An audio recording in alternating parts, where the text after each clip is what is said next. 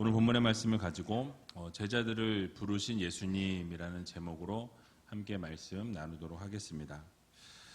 요즘 비가 많이 와서 비로 인해서 참 많은 걱정들이 있습니다. 그래도 감사한 것은 날씨가 많이 덥지 않아서 감사한 하루하루를 보내고 있죠.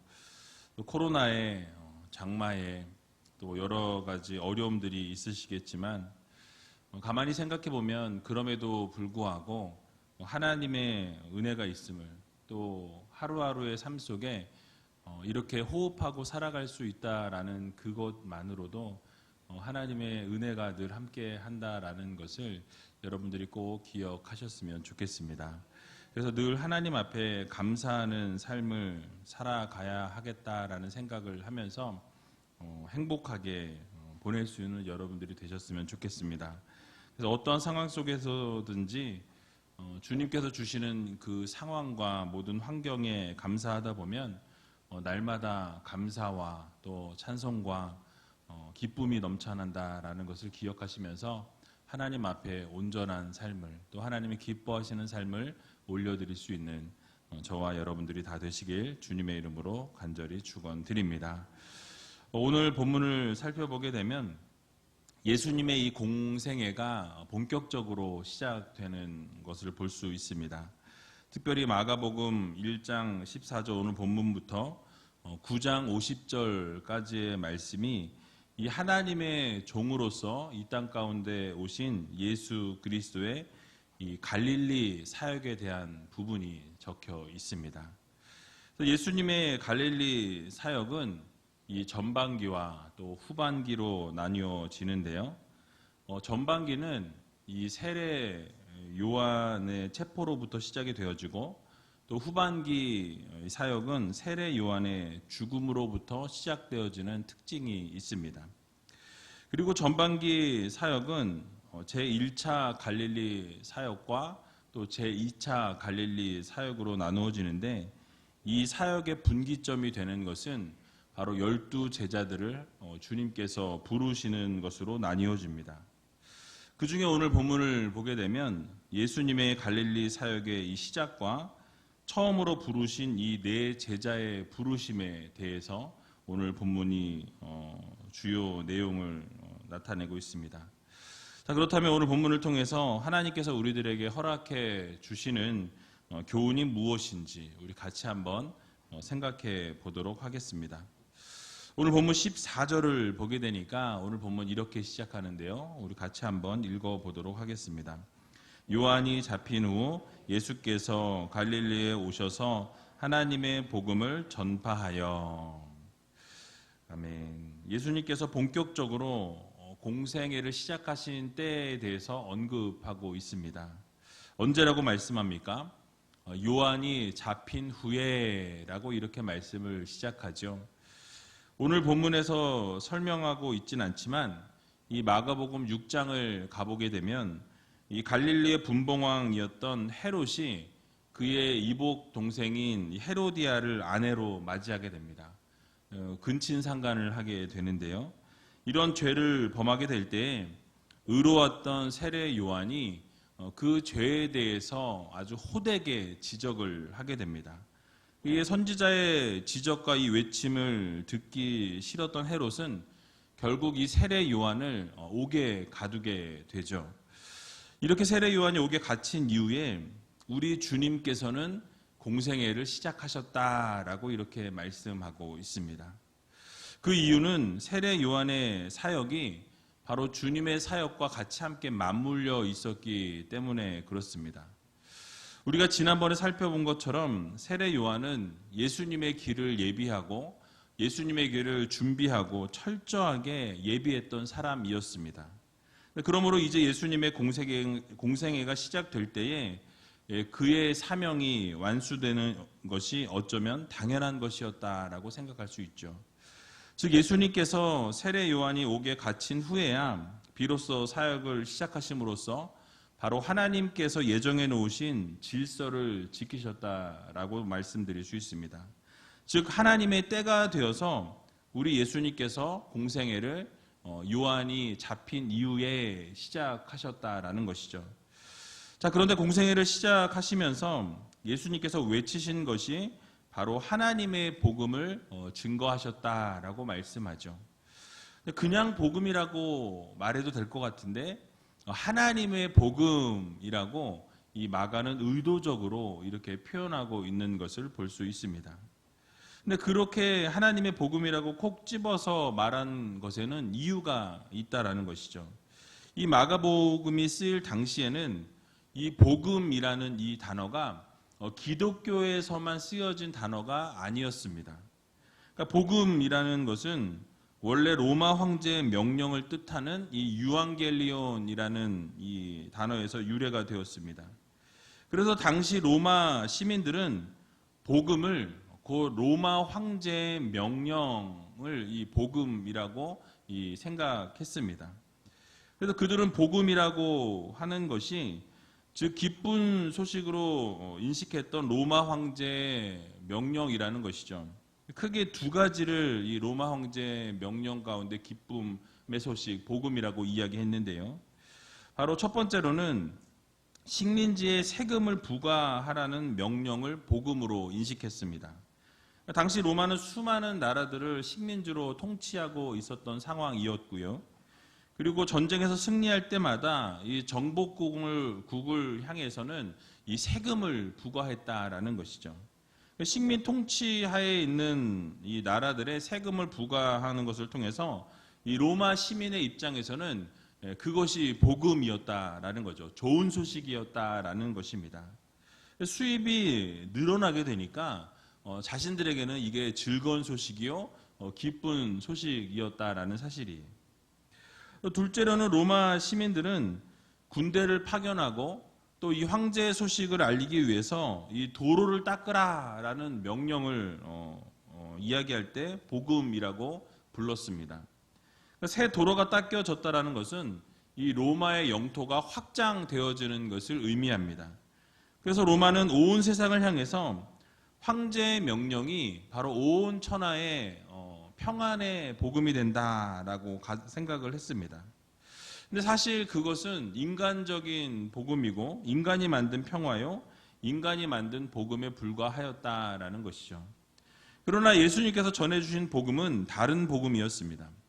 만민에게, 모든 사람들에게 이 구원의 소식, 영원한 생명을 허락해 주시는 복된 소식이 바로 하나님의 복음이다라는 사실이에요.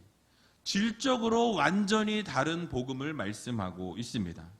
그냥 복음이 아니라 그래서 정확하게 하나님의 복음이라고 마가는 의도적으로 이렇게 기록을 하였다라는 것이죠.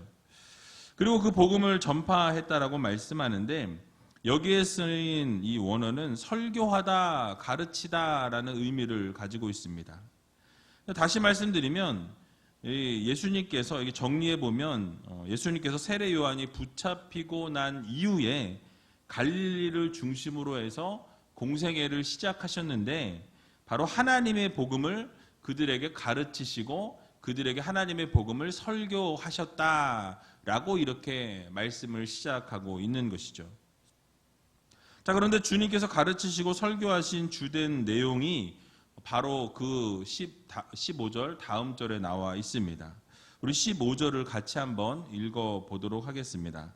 가라사대 때가 찼고 하나님 나라가 가까웠으니 회개하고 복음을 믿으라 하시더라. 아멘. 자, 예수님께서 가르치신 이 주요 내용은 바로 하나님의 나라였다라는 것이죠. 바로 천국이었음을 의미하고 있습니다. 우리가 성경을 가르치고 설교할 때에 언제나 이 중심에 있는 내용, 중심 내용은 바로 하나님 나라여야 한다라는 거예요. 그래서 여러분 이 하나님 나라가 중심의 내용이 되어야 합니다. 핵심이 빠진 설교, 하나님 나라가 빠진 설교는 옳은 설교라 할 수 없다라는 것이죠. 바로 성도들이 교회에 나오는 이유가 무엇입니까? 하나님 말씀을 듣기 위해서 이 교회에 나온다라는 것이죠. 세상 이야기를 듣기 위해서가 아니라 세상에서 듣지 못한 것, 바로 세상에서 경험하지 못한 것, 세상에서 말하지 못한 것, 말하지 않는 것을 듣기 위해서 하나님의 말씀을 듣기 위해 이 성전에 나온다라는 것입니다. 그래서 하나님 나라의 복음을 듣기 위해서 힘든 상황 가운데에서도 나오시는 것이죠. 그러므로 교회는 하나님 나라의 복음을 증언해야 하고 증거해야 합니다. 바로 하나님의 말씀, 성경 말씀이 선포되어지고 증거되어져야 하는 곳이 바로 교회라는 곳입니다. 지속적으로 하나님의 말씀이 선포되어져야 하고 하나님께서 무엇을 원하시는지, 하나님께서 어떠한 삶을 여러분들에게 요구하시는지가 이 강단을 통해서 선포되어져야 한다는 것입니다. 그래서 하나님이 말씀하시는 것이 무엇인지 끊임없이 증거돼야 하는 곳이 바로 이 교회라는 곳이에요. 그런데 오늘 본문에서 때가 찼고라고 말씀합니다. 이 원문에서는 카이로스 단어인데요. 이 단어는 물리적인 시간이 아니라 바로 하나님께서 예정된 특정한 시간을 말씀하실 때 이 카이로스라는 단어를 씁니다. 때가 참해라고 말씀해요. 그래서 갈라디아서 4장 4절을 보게 되면 때가 참해 하나님이 그 아들을 보내사 여자에게서 나게 하시고 율법 아래 나게 하신 것은 이라고 말씀합니다. 똑같은 단어, 이 때가 참해라는 카이로스라는 단어가 쓰였는데요. 그러니까 하나님께서 독생자 예수 그리스도를 이 땅 가운데 보내실 때에 여자의 몸에서 나게 하신 이유가 무엇이냐라는 거예요. 바로 하나님께서 예정하신 그때가 도래했기 때문에 바로 여자의 몸에서 예수 그리스도를 탄생시키셨다, 보내셨다라는 말씀을 하고 있는 것입니다. 그래서 바로 우리 예수님께서 오시기 전에는 이 세상이 어땠습니까? 암흑 속에 있었다라는 사실이에요. 절망 가운데 있었습니다. 바로 로마라는 국가 아래서 신음하면서 이 정치와 경제와 모든 문화와 종교와 모든 영역들이 암울한 시대였다라는 사실이에요. 그럴수록 사람들의 마음 속에는 이 메시아에 대한 사상, 이 구약에 나오는 이 메시아에 대한 이 열망이 점점 더 커져갔다라는 사실이에요. 그들의 빠져있는 절망 속에서 구원해 주실 유일한 분은 이 구약에서 계속해서 예언해 왔던 메시아밖에 없다라는 것을 그들이 생각했고, 그래서 그들은 기다렸다라는 것입니다. 근데 이런 상황 속에서 하나님 나라가 가까이 왔기에 그들이 해야 할 것은 바로 회개하고 복음을 믿어야 한다라고 우리 주님께서 외치셨습니다. 여러분, 회개하고 복음을 믿어야 한다고 주님께서 가르치셨다라고 하는데요. 왜 회개하고 복음을 믿는 것을 우리 주님께서 강조하셨을까요? 그것은 회개하고 복음을 믿는 것이 가장 시급한 일이었기 때문에라는 것입니다. 왜냐하면 회개하고 복음을 믿는 것이 구원과 관계되어져 있는 문제이기 때문에 그렇습니다. 여러분, 사실 이 세상을 살아가면서 우리에게 이 구원보다도 더 시급한 문제는 없습니다. 수많은 사람들이 자신에게는, 우리들에게는 회개할 시간이 참 많이 있다라고 생각하는 분들이 많이 계신 것 같아요. 돌이키고 회개할 시간이 넉넉하기 때문에 나중에 시간이 나면 믿겠습니다. 나중에 시간이 되면 그때 가서 내가 회개하고 복음을 받아들이겠습니다 라고 이야기하시는 분들이 많이 있는 것을 보게 되죠.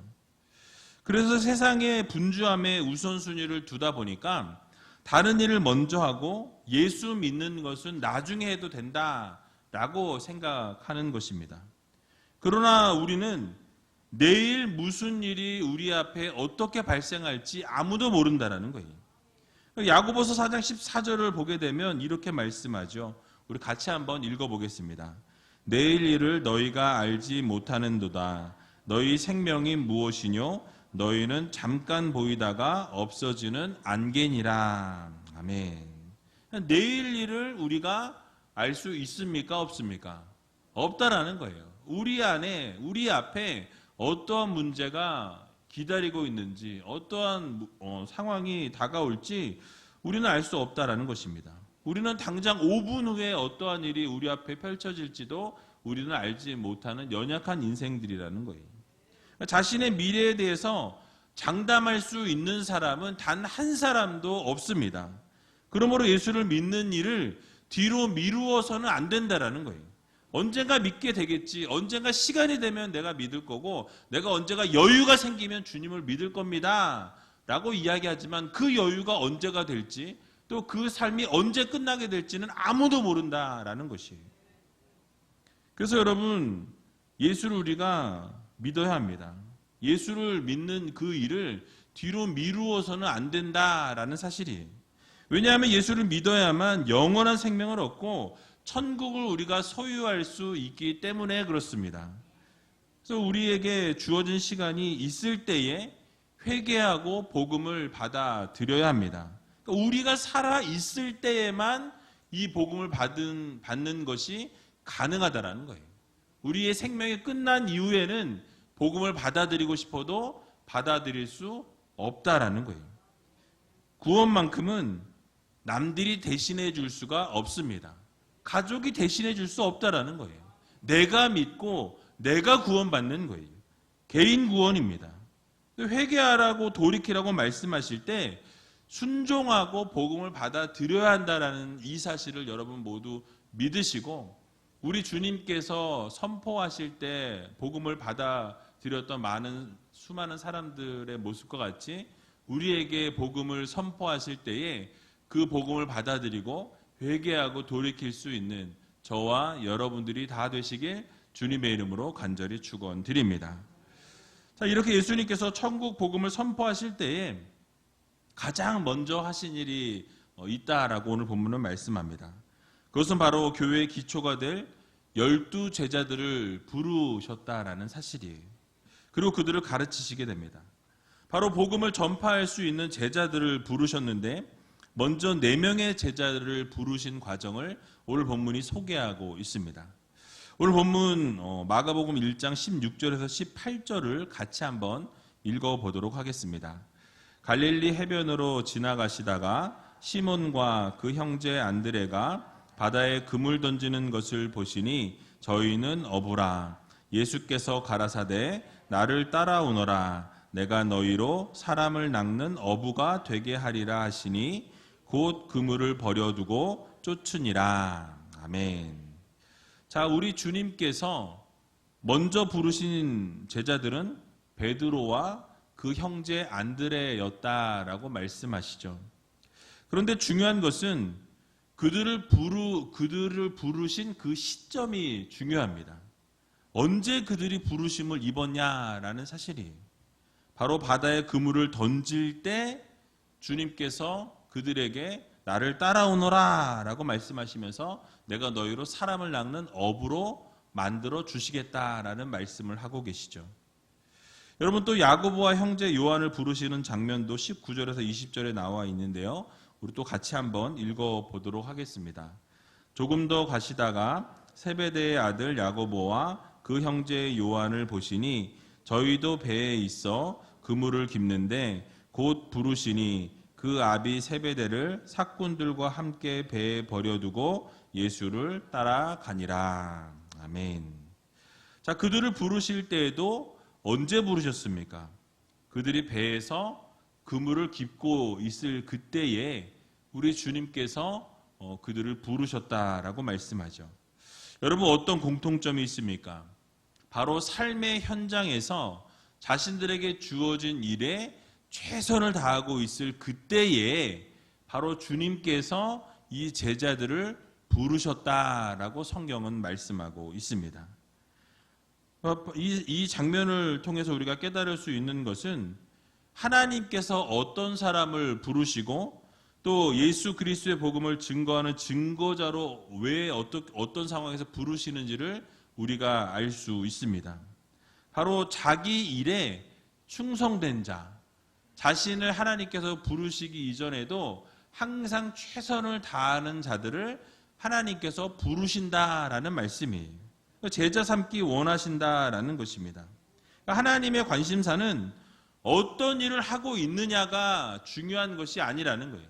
여러분이 지금 어떠한 일을 하고 계시고 어떠한 일 가운데 여러분들이 살아가고 계시는 것이 중요한 것이 아니라 소위 말하는 세상에서 말하는 뭐 잘 나가는 뭐 그런 직장과 잘 나가는 사업을 하시는 것이 중요한 것이 아니라 바로 주어진 일에 성실하게 감당하고 하나님이 여러분들의 맡겨주신 사명을 최선을 다해서 감당하는 것을 하나님께서는 기뻐하신다라는 말씀이에요.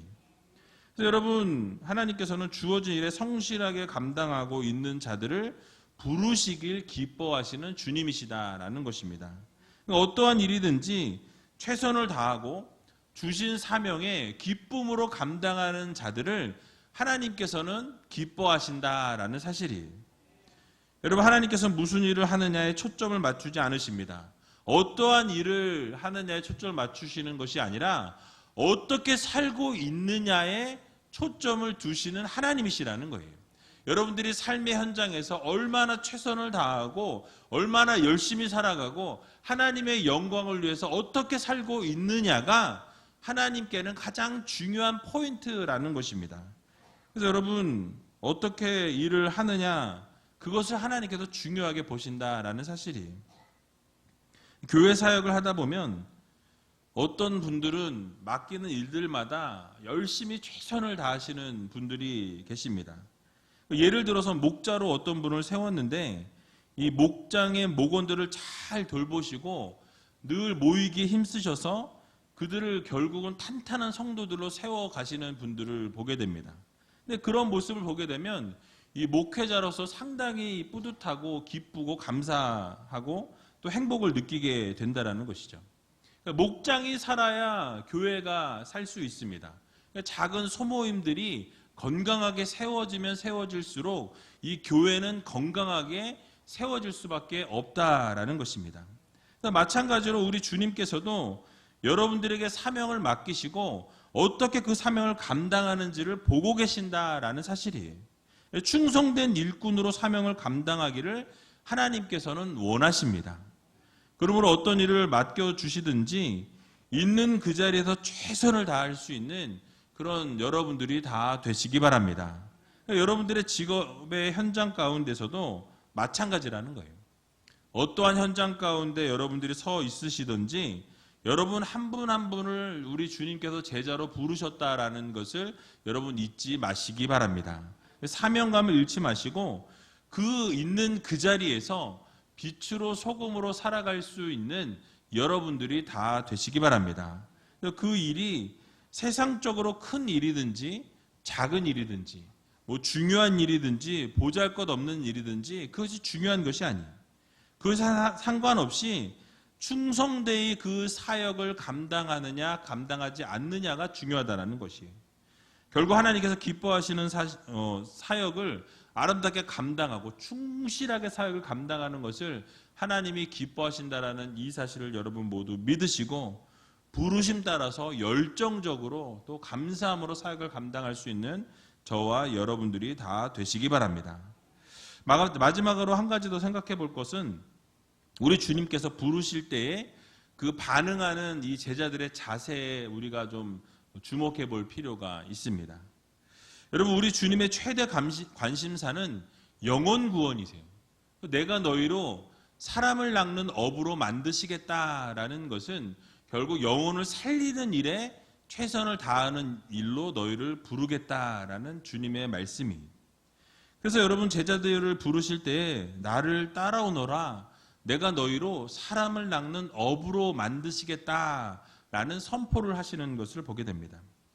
제자들이 이제 고기를 잡는 어부가 아니라 세상 속에서 사람들을 낚는 어부로 하나님께서 세우시겠다라는 말씀이에요.